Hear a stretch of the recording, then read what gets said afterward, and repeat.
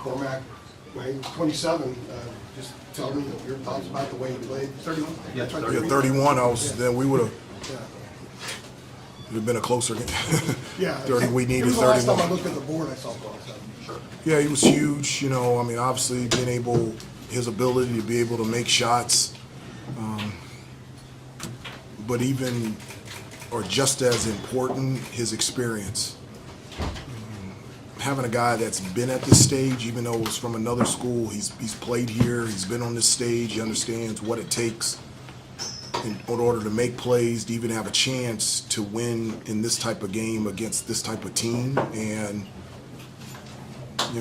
he did step up, knocking down threes, but defensively, his presence, his poise, his leadership in the huddles during halftime before the game, it's just meant so much to this team and this program. As a quick follow-up to that, was the experience and maturity a big part of what you saw early, why you guys got out to that early lead?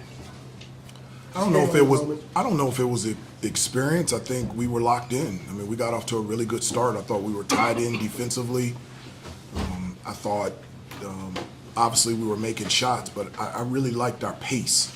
The way that we transitioned from defense to offense was at an elite level, and we were able to get exactly what we want in our primary break. We got layups or dunks, deep post catch, get fouled, get to the free throw line, or a quick open three by our best three-point shooters. And so to start the game that way, that ignited us, gave us even more confidence, and it was something that we did. We wanted to get off to a good start to set the tone. Hubert, your guys had said they didn't want to share the title. What was the feeling like, to be able to clinch it in this fashion and to head into the locker room and celebrate? What was that like as you guys got off the court? I don't know what word to be able to explain the joy of having a front row seat to see these kids experience this and be successful.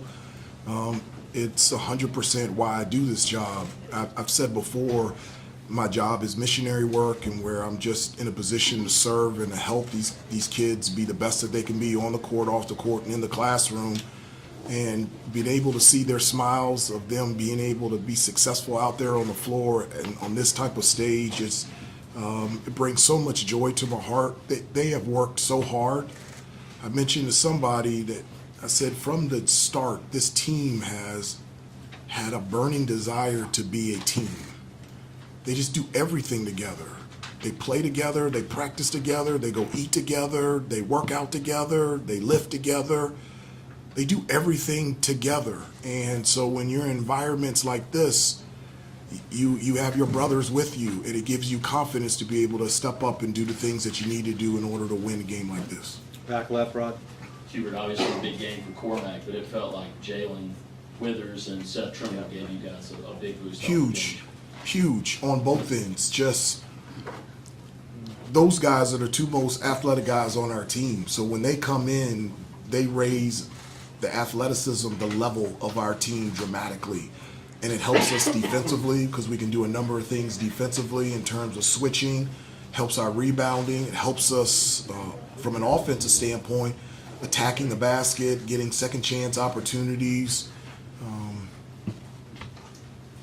They both had really good practices leading up to this game. They played exactly the way that they had practiced the last couple days. I've loved their preparation and their practice, and obviously I really like the way that they played today. Andrew, right here in the front. Hubert, the toughness you guys showed in the second half, is that kind of the optimal level of toughness that you try to get out of these guys, and how much does that just bode well for what's ahead? Well, I think this team has demonstrated toughness all year. I don't think, I really believe that is something that's been consistent. I've always communicated to them, how are you going to react and how are you going to respond? Those are the only two things you have control over, whether something good or something bad happens. And that's something that we talk about as a team on a daily basis.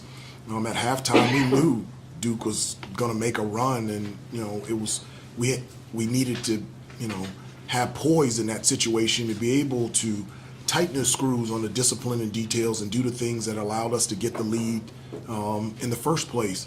But we've been in that situation before. With the schedule that we've played, the teams that we've played, there was a stretch where I don't know if we played a home game in like over a month. I mean, we've been in these type of environments, and so our guys feel comfortable about making plays when Take a they're couple there. more. I'm sorry. Andrew, here in the front. Roach hit a three to cut it to 43-42, then you guys went on a 9-1 run. Yeah. And just sort of gave that separation that was. Yeah, we the rest of got the way. ticked off in the huddle. We were upset, all of us. You know, we were just, you know, we were like, let's go. I mean, we knew that they were going to make a run. That's talking about the poise of, you know, okay, let's turn this thing up. Let's get some stops defensively that allows us to get out in transition where we've been consistently pretty good all season, and then we were able to attack the basket and then be able to take the lead. I think that was probably the most important part of the game, was when they cut it to 1 and how we reacted and how we responded after that timeout, and then took the lead up to 9 from that point. Anybody else in the back? Ryan? Coach, I apologize if you've been asked this, but all your players seem to know that Cormac had 28 when he played for Notre Dame here in this building. Were you aware of that? Did you see that game at all? And I did not see that game. The one I saw was the 31 today. And that's the one I care about. And I'm glad it happened today. We needed it. And we just need it. I'm really happy for him. Really happy for him. Could take two more right here. Adam, and then one more if there is one. Hubert, for RJ and Armando, to be able to win the title, it's been eventful careers for those guys, and it's still going.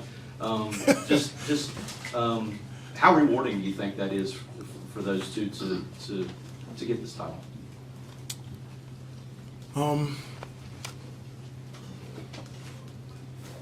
They've been really emotional, even before today, about having a chance to be able to do this. This is something that they haven't done in the years that they've been here.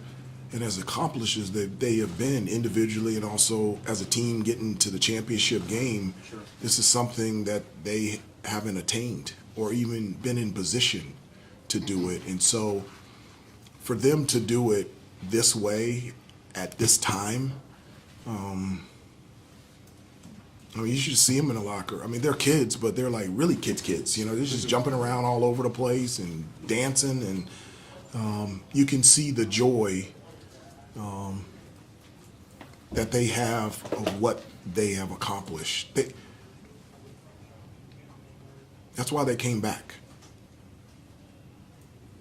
They came back for this. They came back to experience this. Yes, they wanted to come back individually, but they came back for this.